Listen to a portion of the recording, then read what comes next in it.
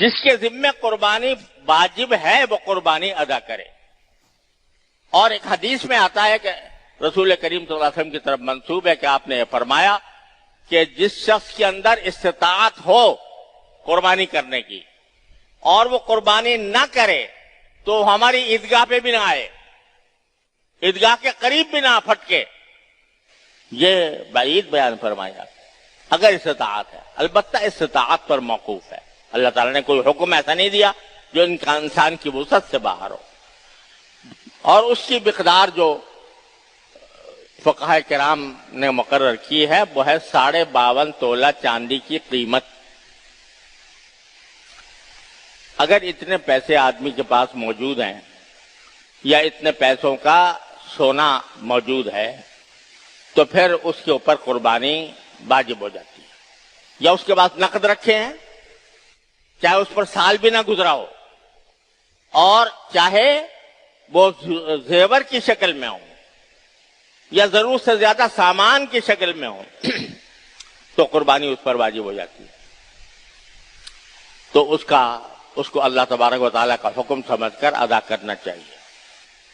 بعض جگہوں پر اس قسم کے مغالطے ہیں یا غلط فہمیاں ہیں کہ بھئی شوہر نے کر لیا تو بیوی کی طرف سے بھی ادا ہو گیا، باپ نے کر لیا تو بیٹے کی طرف سے بھی ادا ہو گیا.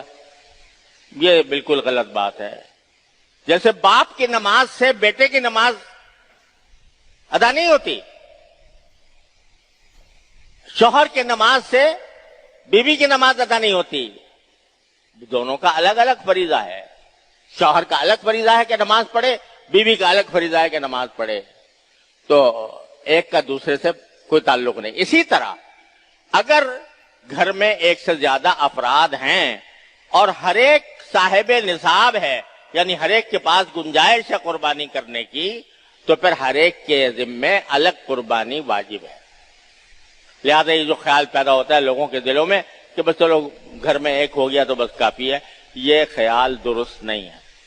ہر ایک آدمی کو یہ کام کرنا چاہیے اور اللہ تبارک و تعالیٰ کی اطاعت کے جذبے سے کرنا چاہیے، اللہ تعالیٰ کا حکم ماننے کے جذبے سے کرنا چاہیے.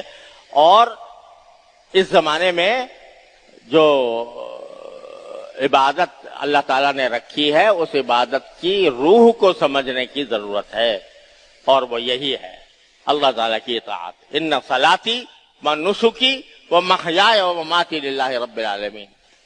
اللہ تبارک و تعالیٰ اپنے فضل و کرم سے، اپنی رحمت سے ہم سب کو اس پر عمل کرنے کی توفیق عطا فرمائے. وآخر دعوانا الحمدللہ رب العالمین.